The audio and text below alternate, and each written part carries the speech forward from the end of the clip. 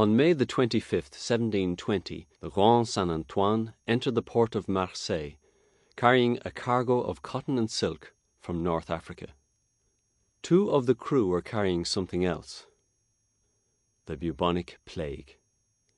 Within a few months, more than 50,000 out of a population of 90,000 were dead.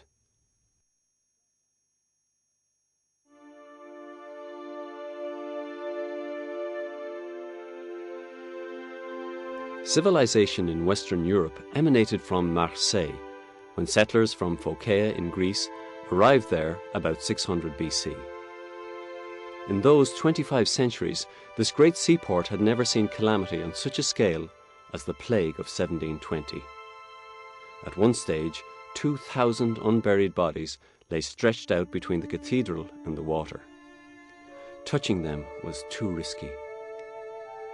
The plague raged relentlessly through the summer months.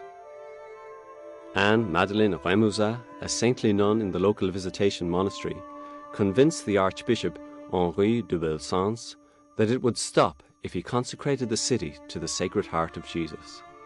To consecrate literally meant to set aside for or dedicate to God. On November the 1st, 1720, the Archbishop performed an act of consecration to the Sacred Heart in the street now named after him, in the presence of the city council and those of the citizenry who were willing to come together in public in spite of the danger of contagion. The situation changed dramatically.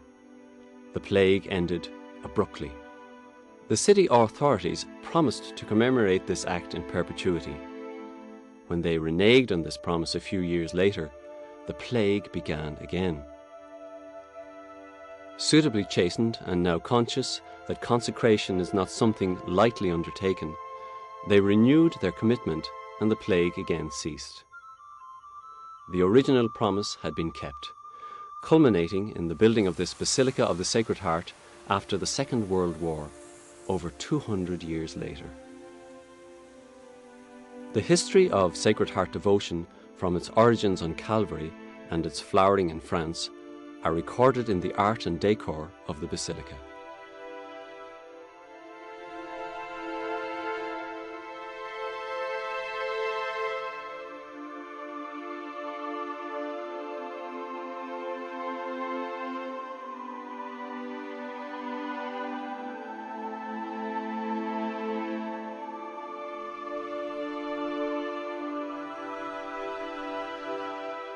Marseille is still known as the City of the Sacred Heart.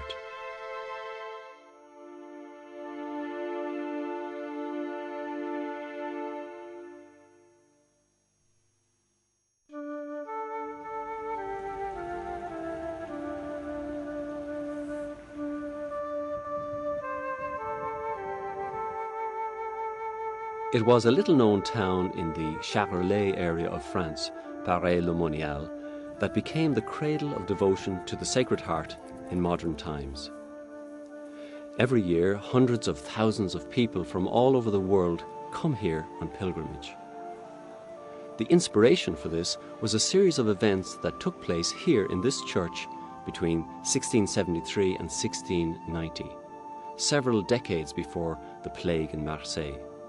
They began with a report that the risen Lord had appeared to Margaret Mary Alacoque, one of the nuns in the local visitation monastery. Margaret Mary was born here in Verrouve in 1647. She was baptized here. After a difficult childhood, her in-laws subjected her widowed mother and herself to continual harassment. She entered the monastery of the Visitation of Holy Mary at the nearby town of Paray-le-Monial in her early 20s. She stayed there until her death at 43 in 1690. She had hardly entered the order when the series of visions took place that turned her life upside down and have had an incalculable influence on the history of religious practice in the Catholic Church ever since. On the feast of St. John the Evangelist, December the 27th, 1673, she describes what happened. One day, having a little more leisure, I was praying before the Blessed Sacrament when I felt myself wholly penetrated with that divine presence, but to such a degree that I lost all thought of myself and of the place where I was, and abandoned myself to this divine Spirit, yielding up my heart to the power of His love. He made me repose for a long time upon His sacred breast, where He disclosed to me the marvels of His love and the inexplicable secrets of His sacred heart. It seems to me that this is what He said: "My divine heart is so inflamed with love for all humanity, and for you in particular, that being unable any longer to contain within itself the flames of its burning love, it has to spread them far and wide through you, and manifest itself to all the people, in order to enrich them with the precious treasures which I make known to you, and which contain graces of sanctification and salvation necessary to withdraw them from the abyss of perdition." 3 more similar visions were to come. The most celebrated came about 2 years later in 1675, during the week after the feast of Corpus Christi. Then showing me His divine heart, He said, "Behold this heart which has loved all men and women so much that it has spared nothing, even to exhausting and consuming itself, in order to reveal to them its love. And in return I receive from the greater number nothing but ingratitude, by reason of their irreverence and sacrileges, and by the coldness and contempt they show me in this sacrament of love." The Lord then asked that the Friday after the octave of Corpus Christi be set aside for a special feast to honour His Sacred Heart. The faithful were to receive communion on that day and make reparation to His Sacred Heart by a solemn act. This was intended to make amends for the irreverence and disrespect it had received during the time it had been exposed on the altars. The Lord continued, "I promise you that my heart shall expand itself to shed in abundance the influence of its divine love upon those who shall thus honour it and cause it to be honoured." Margaret Mary was herself suspicious about the authenticity of these visions. She was reluctant to talk about them. A Jesuit priest, Claude La Colombière, was appointed chaplain to the monastery around this time. She confided in him. He concluded that her visions were authentic. They added nothing to the message of the New Testament. They simply emphasized the love and mercy of God. The consoling message that sinners would find in the Sacred Heart an infinite ocean of mercy contrasted with the contemporary stress on the divine justice.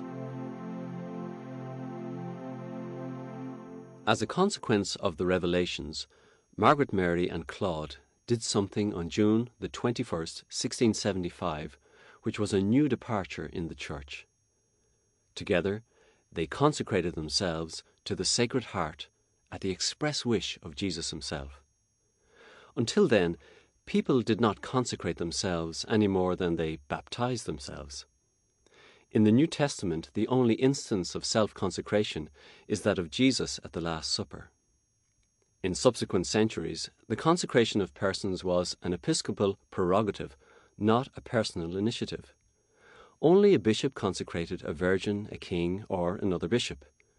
The personal option for a more committed Christian life was known simply as imitation or following of Christ.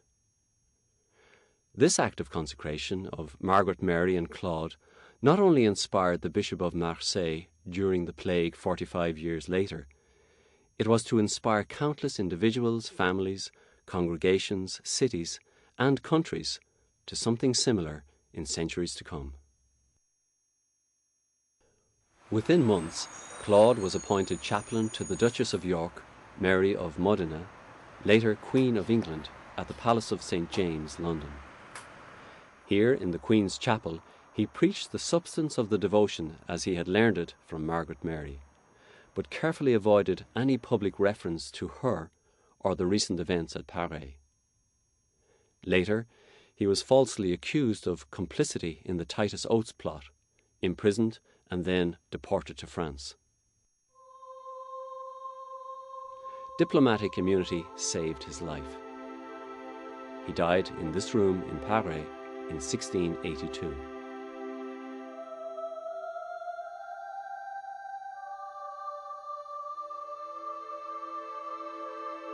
His personal diaries, published after his death, but in the lifetime of Margaret Mary, provided the basis of the devotion to the Sacred Heart in the future.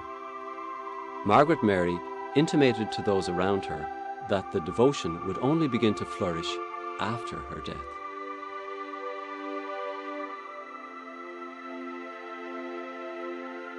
This mosaic in the Colombière Chapel at Paris depicts a further revelation to Margaret Mary in 1688, 2 years before her death. In a letter, she described how she had seen Jesus seated on a throne with his mother on his right.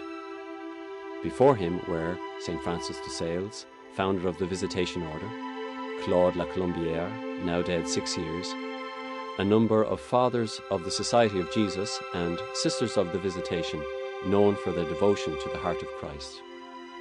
In the vision, the main speaker was the Blessed Virgin. Margaret Mary wrote, Turning to the good Father de la Colombière, this Mother of Goodness, pointing to the Divine Heart, said, As for you, faithful servant of my divine Son, you have a great share in this precious treasure. For if it is given to the daughters of the Visitation to know and distribute it to others, it is reserved to the Fathers of your society to show and make known its utility and value, so that people may profit from it by receiving it with the respect and gratitude due so great a benefit. In proportion as they give him this pleasure, this divine heart, source of blessings and graces, will shower them so abundantly on the works of their ministry that they will produce fruits far beyond their labours and expectations, and this too for their own personal salvation and perfection. At first, Claude's colleagues in the Society of Jesus showed little enthusiasm for the devotion. Jean Croiset, a confidant of both Claude and Margaret Mary, was forbidden by superiors to talk about it to young members of the order. It all seemed too good to be true. This initial reluctance eventually gave way to enthusiastic acceptance. In the order, promoting and preaching the devotion eventually came to be known as Munus Suavissimum, or the most delightful duty. Jean Croiset and Joseph de Gallifet, tireless promoters of the devotion, outlived their friend Claude.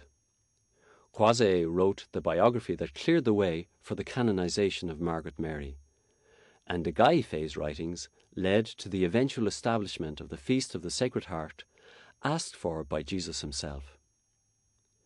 In Spain, the devotion spread like wildfire in the 18th century through the efforts of Jesuits like Agustín Cadaveras and Bernardo de Hoyos.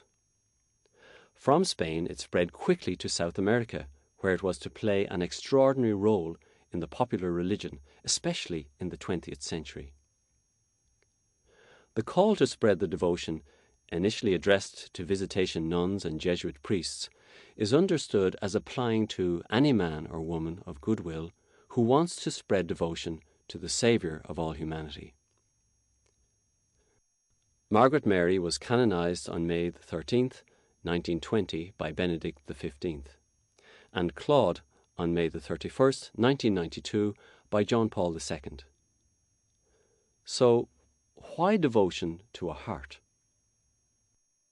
This worship to the heart of Jesus enables people to understand better that they are permanently, at every moment, created out of love by the incarnate Word from nothing.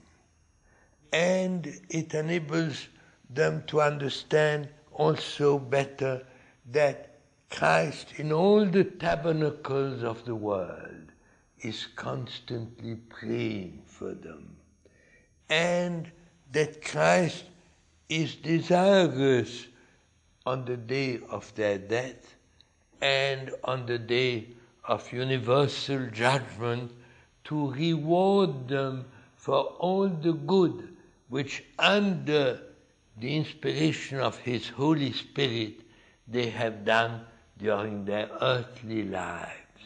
So that this worship to the heart of Jesus embraces the past, the present, the future of each human being. They shall look on the one whom they have pierced. This prophetic phrase from the prophet Zechariah, used by John the Evangelist in his account of the crucifixion of Jesus, fostered the piety of believers from the beginnings of Christianity. When linked with the words of Isaiah, "By his wounds we have been healed," it is not surprising that the wounded side was a place of refuge for troubled humanity. Over 1,000 years later, in the 11th century, St. Anselm of Canterbury, later to become known as Father of the Devotion to the Sacred Heart, was the first major figure to stress the wounded side as an opening to the heart within. He wrote, "What sweetness in this pierced side! That wound has revealed to us the treasures of his goodness, that is to say, the love in his heart for us." For Anselm, Jesus did not save us through his suffering. He saved us through his love in sufferings. The universality of the heart as symbolic of the person in all civilizations and languages facilitated subsequent developments. In the words of the 20th century German theologian Hugo, one of the two famous Rahner brothers, every failure to understand the eternal word heart is a real tragedy of the spirit. In the wake of Anselm, a galaxy of the greatest Christian mystics and their disciples focused on the heart. Bernard of Clairvaux, the 12th century Cistercian monk, wrote, "The lance pierced his side, and it penetrated into his heart, in order that henceforth he may be induced to sympathize with us in our infirmities. The secret of the heart is exposed by the openings of the body." After him came St. Francis of Assisi, St. Albert the Great, St. Bonaventure, St. Gertrude the Great, St. Catherine of Siena. From the 13th to the 15th century, it was said that the preaching of the Dominicans and Franciscans made all Europe weep. The heart loomed large in the sermons of men like the Dominican Henry Suso and the Franciscan Bernardine of Siena. The Carthusians in Germany ensured the continuity of the devotion during the 16th century, when Europe was convulsed with the repercussions of the Reformation. St. John Eudes, in the first half of the 17th century, was highly effective in his promotion of devotion to the hearts of both Jesus and Mary, particularly in the north of France. But with the suppression in 1773 of the Society of Jesus, the main promoters of the devotion, the future looked bleak. To make matters worse, 1789 saw the beginning of the French Revolution. This was to take a terrible toll on any public expressions of religion until the end of the century. The pious practice of wearing small emblems of the Sacred Heart, known as safeguards, was deemed to be counter-revolutionary and led to the guillotine for many transparently innocent people. Strangely, it was during this period that the devotion sunk deep, lasting roots in popular religious practice. As traditional public liturgy was in chaos, the devotion proved a consolation to many in the privacy of their homes. At the beginning of the 19th century, France was upside down. The schools, education was not there, and also people were very rude to one another. They had killed brothers by thousands, so they needed some spirituality of tenderness, and the tenderness of God coming towards us. The incorrupt body of Saint Madeleine Sophie Barrat is venerated in Brussels in one of the houses of the congregation she founded. In founding the Religious of the Sacred Heart in 1800, Madeleine Sophie was setting up what would be among the first of more than 280 new religious congregations, male and female, bearing the term Sacred Heart in their title. Some 150 of these were founded in the 20th century. Sometimes people think she had only the spirituality of the Jesuits. The Jesuits who were the godfathers of the devotion in different places. But she also has much of the École Française. And her spirituality is very tender. Cardinal de Bérulle, Charles de Condren and Jacques Ollier, founders of the École Française, or French school, explored with great sensitivity the implications for daily life of St. Paul's doctrine of the mystical body of Christ. St. Thérèse of Lisieux, reflecting on this truth, would one day write, "If the Church was a body composed of different members, it couldn't lack the noblest of all.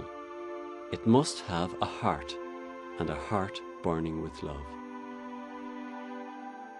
During the 19th century, many of the religious orders, both old and new, stressed the element of personal consecration to the heart burning with love. This spirituality of consecration produced a variety of apostolic initiatives, all marked by extraordinary missionary zeal and heroism. One of the most striking must be the case of Father Damien of Molokai, a Belgian-born member of the Society of the Sacred Hearts of Jesus and Mary. His whole courageous life on an island near Hawaii was an expression of his love for the Sacred Heart and his beloved lepers. This led to his leaving himself vulnerable to the disease. He eventually did contract leprosy and suffered the consequences. The day he died of it in 1889, he said, "How sweet it is to die a son of the Sacred Heart." Robert Louis Stevenson, the eminent Scottish novelist and Presbyterian, leapt to his defence when some of his own co-religionists suggested that Father Damien had contracted leprosy through sexual misconduct. Father Damien was beatified by Pope John Paul II. In 1844, at Valls in France, the Jesuits, established again at the end of the First Napoleonic era, launched the Apostleship of Prayer. Initially, this movement was aimed at encouraging young Jesuits to persevere in their long preparation for priesthood by consecrating their studies to the Sacred Heart. Today, it inspires millions of men and women around the world to consecrate their daily activities to the Sacred Heart, confident that this will bring divine blessings on all their undertakings and be a source of help to others. In 1898, the founder of the Pioneer Association, Father James Cullen, an Irish Jesuit, conceived the notion of a consecration of total abstinence from alcoholic drink in honour of the Sacred Heart. He saw this as a form of reparation for the deplorable consequences of excessive drinking in society, which added a penitential dimension to their prayer. This movement, initially inspired by the Apostleship of Prayer, attracts hundreds of thousands of men and women from all walks of life around the world, who pray daily to the Sacred Heart for the victims of dependence on alcohol or drugs. Another of Father Cullen's initiatives was The Messenger of the Sacred Heart, a publication still flourishing after 100 years. Devotion to the Heart of Christ loomed large in the life of Charles de Foucauld. Born in Strasbourg in 1858, his life of poverty and solitude in North Africa has inspired many others to a similar lifestyle. Now known as Charles of Jesus, he gave very little evidence of holiness in his early life. As a young officer in the French army, he was cashiered for insubordination. Against regulations, he insisted on keeping a mistress in the barracks. Sometime later, in Paris, after confessions in the Church of St. Augustine, his life changed dramatically. He gave away all he owned and went to live in the Holy Land. After working for some years in the garden of a convent at Nazareth, he consecrated himself to a penitential life in the Sahara Desert. In December 1916, he died heroically at the hands of nomads. The large emblem of the Sacred Heart that he always wore on his breast was a symbol of his consecration. Sacred Heart devotion may have begun in the rarefied atmosphere of a contemplative monastery, but it was destined to become a feature of life in ordinary homes around the world. On all 5 continents, millions of these homes have been consecrated to the Sacred Heart, thanks to the untiring efforts of Father Matteo Crowley Bevet, son of a Peruvian mother and an English father. For half a century, he promoted the practice of what he called the enthronement of the Sacred Heart in the home. He began his work in 1907 after a miraculous restoration of his health in the chapel at Paray-le-Monial, and with the encouragement of Pope St. Pius X.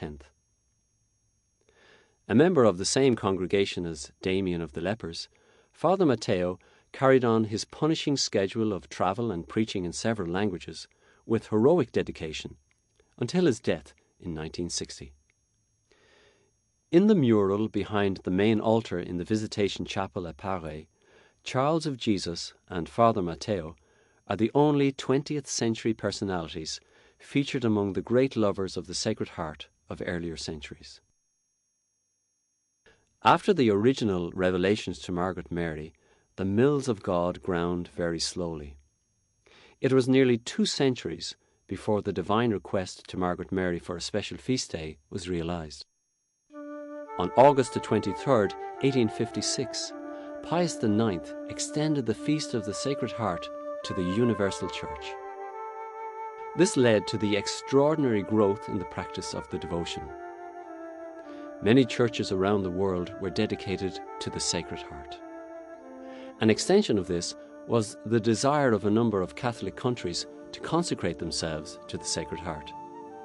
This generally required state approval. Ecuador and Ireland were among the first. In Ecuador, the inspiration came from the president of the country, the deeply religious Gabriel García Moreno.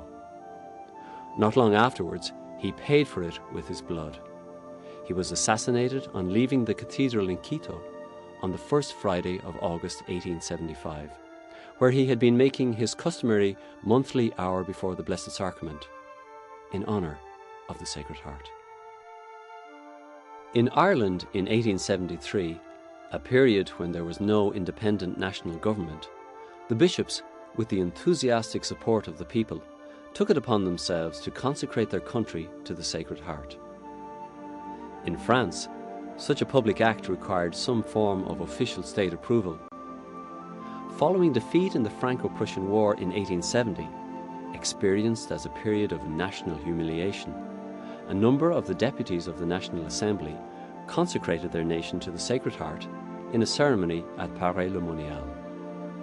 This eventually led to the formal approval by a parliamentary majority for the construction of the great Basilica of the Sacred Heart at Montmartre in Paris, the inspiration of 2 laymen, Alexandre Le Gentil and Hubert Rouault de Fleury.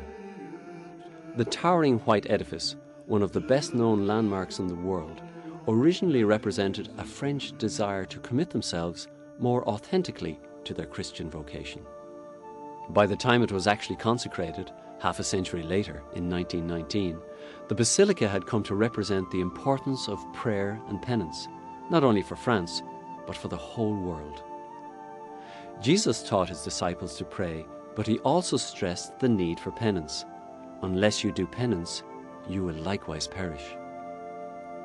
Cardinal Richard and the other archbishops of Paris of the period saw the great basilica as symbolizing for the whole world this inescapable dimension of Christian life. With their support, Montmartre was to become the headquarters of an association of prayer and penance in honour of the Sacred Heart. A key figure in the development of this association of prayer and penance was a laywoman, Madame Edith Royer, who died with a reputation for great holiness in 1924. The mother-in-law of the philosopher Maurice Blondel, her revelations of the Sacred Heart, similar to those of St. Margaret Mary 2 centuries earlier, were the subject of an exhaustive diocesan examination during her lifetime and accepted as genuine. This statue of the Sacred Heart with arms outstretched, based on revelations to Madame Royer in her home at Saint-Romy, Côte d'Or, now a Byzantine Rite Carmelite convent, was first produced and placed on the main altar of her parish church in 1878. It would influence the subsequent iconography of the Sacred Heart in the Basilica of Montmartre and elsewhere around the world. The now traditional image of Jesus pointing to his own heart, associated with St. Margaret Mary, was to be complemented by one where he extends his arms in appeal to the whole human race. It is now our turn to reciprocate his love. St. Margaret Mary herself appeared to Madame Royer in 1873 during a pilgrimage to Paray-le-Monial, encouraging her to act on her revelation. Margaret Mary said to her, "If I could relive my life, I would be the first to proclaim that the Sacred Heart cannot save people without penance. Love towards the heart of Jesus is not to be shown only by confidence in his mercy, by prayers, communions and pilgrimages. I would cry out that to all these manifestations must be joined the practice of penance, and not only interior dispositions towards penance, but also exterior acts of mortification, proportioned to the graces of each individual." Leo XIII consecrated the whole human race to the Sacred Heart. This came as a result of a request from Sister Maria Droste Zuvisering, a German sister in a Portuguese convent of the Good Shepherd. Now beatified as Blessed Maria of the Divine Heart, the Lord made known to her his desire to have the entire universe consecrated to the Sacred Heart, which she was to communicate to the Holy Father. After some hesitation, the message was received as genuine. This resulted in the encyclical Annum Sacrum and the consecration of the universe to the Sacred Heart by Leo XIII on June the 11th, 1899, the Sunday after the Feast of the Sacred Heart. The great promoter of justice in social affairs and author of Rerum Novarum considered this the most important act of his long pontificate. Blessed Maria did not live to see the fruits of her efforts. She died in excruciating agony at 3 o'clock on the eve of the feast day. In the image of the Sacred Heart, Leo XIII saw an icon for the future, comparable to the cross seen in the sky by Constantine in the 4th century. In his encyclical he wrote, "When the Church, in the days immediately succeeding her institution, was oppressed beneath the yoke of the Caesars, a young emperor saw in the heavens a cross which became at once the happy omen and cause of the glorious victory that soon followed. And now, today, behold, another blessed and heavenly token is offered to our sight, the most Sacred Heart of Jesus, with a cross rising from it and shining forth with dazzling splendor amidst flames of love. In that Sacred Heart all our hope should be placed, and from it salvation is to be confidently sought." Leo XIII directed the faithful to pray to the heart of Jesus, King and centre of all hearts. This gave birth to a growing devotion in the early decades of the 20th century to the heart of Jesus as universal King. Pius XI saw in this development an antidote to the rising totalitarianism following World War I. In 1925, he established a new feast of Christ the King. He directed that the act of consecration first offered by Leo XIII on the Feast of the Sacred Heart was to be renewed annually on the Feast of Christ the King, ensuring the link between the two devotions. In his letter Miserentissimus Redemptor, written in 1928, he described devotion to the Sacred Heart as the very summary of our religion. If practiced, it will most surely lead us to know intimately Jesus Christ and will cause our hearts to love more tenderly and imitate him more generously. Perhaps the most famous of all the Sacred Heart encyclicals is Haurietis Aquas, written in 1956 by Pius XII, to mark the centenary of the extension of the Feast of the Sacred Heart to the universal Church.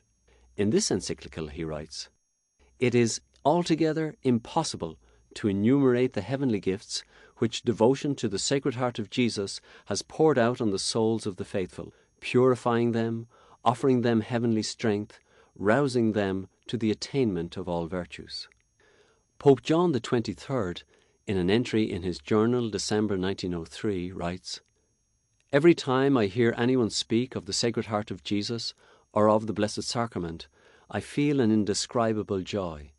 It is as if a wave of precious memories, sweet affections, and joyful hopes swept over my poor person, making me tremble with happiness and filling my soul with tenderness."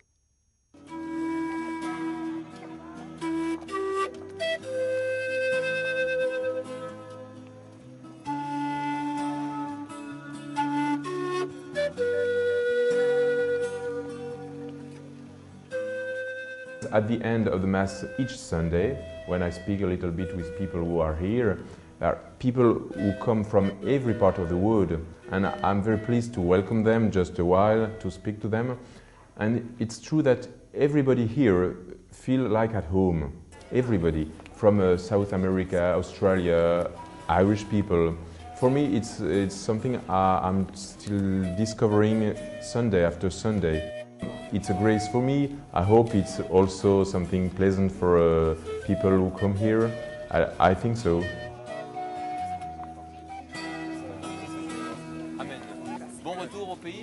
In June 1966, Paul VI wrote in a message to the 31st General Congregation of the Jesuits, "Mystical understanding came to contemplate him in the heart. It has made devotion to the Sacred Heart the fiery furnace and symbol of Christian devotion and activity for modern people, who value feelings and psychology and are always oriented towards the metaphysics of love."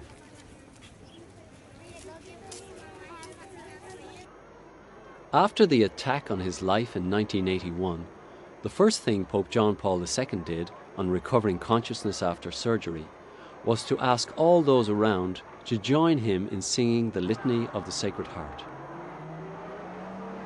Devotion to the Sacred Heart was an integral part of the lives of many of the lay people and religious he beatified or canonized.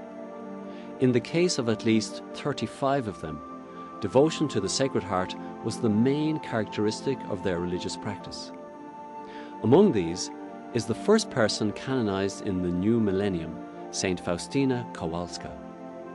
Speaking at the tomb of Saint Faustina in Krakow in June 1997, Pope John Paul said, "Anyone can come here, look at this picture of the merciful Jesus, his heart radiating grace, and hear in the depths of his own soul what Blessed Faustina heard.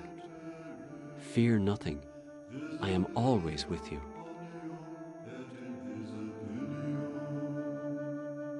Pope John Paul encouraged Jesuits and others to continue promoting enthusiastically the cult of the Heart of Christ.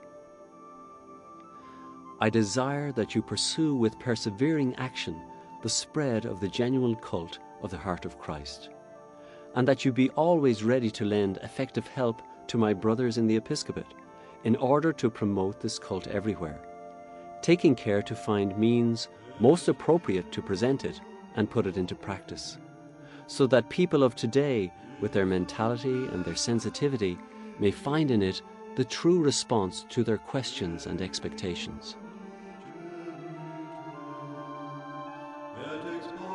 Pope Benedict XVI, before his election to the papacy, wrote, "The language of the heart encompasses 1,000 local dialects, 1,000,000 accents. Devotion to the Sacred Heart impels the Christian to an inventive charity, a charity ready to explore every dark and treacherous place in search of the lost sheep." Shortly after becoming Pope, in a message to pilgrims, he said, "Practicing devotion to the Sacred Heart of Christ means adoring that heart, which after having loved us to the end, was pierced by a spear, and from high on the cross poured out blood and water, an inexhaustible source of new life."